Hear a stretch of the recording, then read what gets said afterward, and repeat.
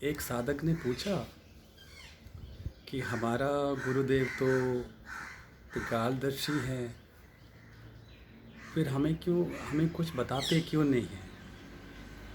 तो मैंने बोला कि गुरुदेव ने ये भी तो बताया था कि मैं शिव में विलीन हो गया हूँ। जो शरीर आप देख रहा है ये जड़ है, जड़ स्वरूप आपके सामने है। It's like a dead body. अब आप डेड बॉडी को कुछ गाली दे दो, कुछ प्रशंसा करो, कुछ अप्रिशिएट करो, कोई फ़र्क तो पड़ता नहीं है।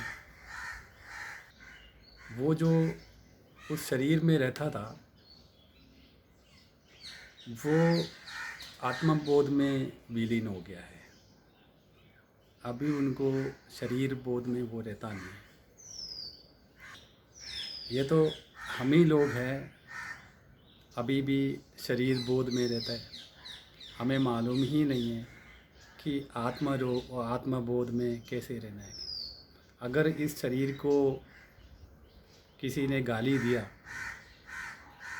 तो इतना क्रोध आ जाता है, गुस्सा हो जाता है। हमारा अपना जो राक्षस है उसका वध ही नहीं करा। जैसे कि अगर किसी ने मीठा बोला, अच्छे बोला, हमें अच्छा लगता है, ये मधु है। और किसी ने हमारा निंदा करा तो ये बोलता है अच्छा उसने ऐसे बोला है, अब मैं दिखाता हूँ मैं क्या करता हूँ। तो यह है काइंड ऑफ, अगर किसी ने आपकी आज्ञा नहीं माना, यानी कि आपका कहना नहीं माना, इस तरह करो, कुछ ऐसे आपने बोला होगा कि वो नहीं कर रहा है, तो आप उसका नामो निशान ही मिटाने के लिए प्रयत्न करते हैं। ये है महिषासुर। इसी तरह हमारे अंदर उपस्थित अनेक राक्षसों को हमें पहचानना है और उसको नष्ट कर देने का है। ये तभी पॉसिबल है जब आप रोज़ प्रयत्न करोगे। तो आपको तो अपना घर में तो रोज़ मौका मिलता होगा, पत्नी ने कुछ कह दिया तो सारे असुर राक्षस एक साथ बाहर आ जाते हैं। लेकिन आप भी क्या करते, सामने वाला जो है वो तो महाकाली है, उनके सामने सारे असुर क्या कर सकते हैं, वो शांत रहते हैं। उल्टा आप ये भी बोलते होगा ये लो त्रिशूल भी ले लो, मुझे मार दो, ऐसे भी बोल सकते हैं। लेकिन क्या है, सांसारिक लोग सिर्फ शरीर का नाश कर सकते हैं, असुरों का नाश वो नहीं कर सकते। जब भी आप बहुत ज़्यादा क्रोध में रहते हैं, बहुत ज़्यादा दुख में रहते हैं, तब शरीर को नष्ट भी नहीं करना चाहिए।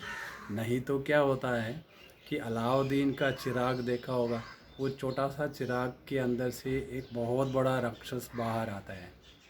और उसी तरह जब आप बहुत ज़्यादा दुखी होता है, बहुत ज़्यादा क्रोध में रहते हैं, तब कुछ लोग जाके सुसाइड कर लेते हैं।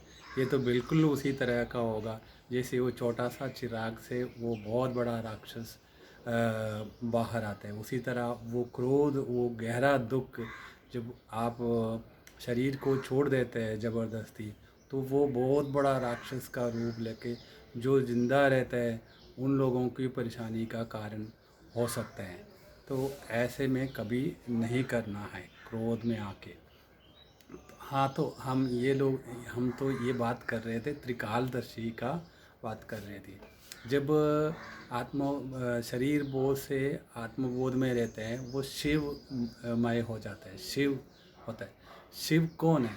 जो सृष्टि का रचना करा है। जो रचना करते हैं उनको शुरू से लेके अंत तक का कहानी का पता होता है। फॉर एग्ज़ाम्पल, एक नॉवलिस्ट नॉवल लिख रहा है, उस नॉवल के अंदर बहुत सारे कैरेक्टर्स होता है। उस वो कैरेक्टर को, वो सारे कैरेक्टर शुरुआत से लेके अंत तक रहता नहीं है। कोई कैरेक्टर बीच में आते हैं तो बीच में ही चले जाते हैं, दूसरा कैरेक्टर बीच में आ जाते हैं, बीच में ही चले जाते हैं।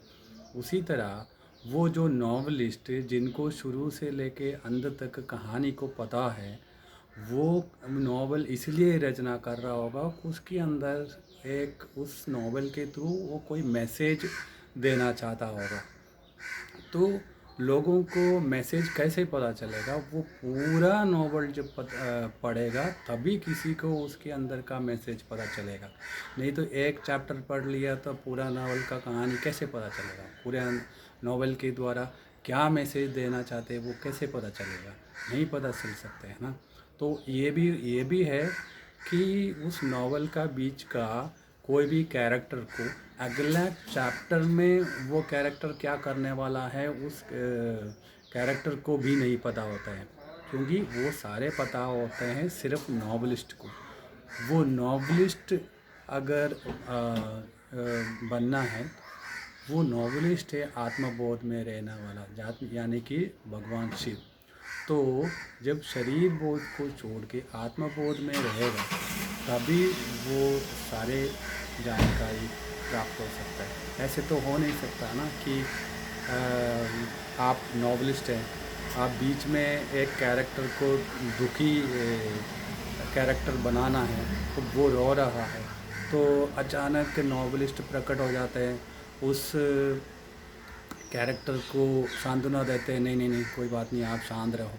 ऐसे थोड़ा ही हो सकता है, क्योंकि वो तो कैरेक्टर प्ले कर रहा है ना। तो उसी तरह भगवान शिव जो लिखता है ये कहानी, जो रचना कर रहा है, उनको पास्ट प्रेजेंट फ्यूचर पता है, जैसे बिल्कुल जैसे ये नॉवलिस्ट की तरह। उस नॉवलिस्ट को भी एक एक कैरेक्टर का पास्ट प्रेजेंट फ्यूचर पता है, लेकिन वो ज़रा सा भी कैसे भी सिचुएशन में उस कैरेक्टर होगा तब भी वो आके बचाता नहीं है। उसी तरह भगवान शिव भी जो भी सृष्टि में हो रहा है वो देखता रहता है, वो ज़रा सा भी उसको ऑल्टर नहीं करेगा। तो इसीलिए गुरुदेव कहते हैं मैं तो शिवमय हो चुका हूँ। फिर वहाँ पर आके आपको कैसे बोल सकते हैं कि आपके साथ ये होने वाला है, या ये जो भी अभी लॉकडाउन हो रहा है ये इतने दिन में खुलेगा, इतने दिन में ख़त्म हो जाएगा, ऐसे संभव नहीं है ना। तो वो प्रकृति का नियम का विरुद्ध है, इसलिए कोई भी ऐसे प्रेडिक्शन नहीं देगा। तो ये हमें समझने की बात है।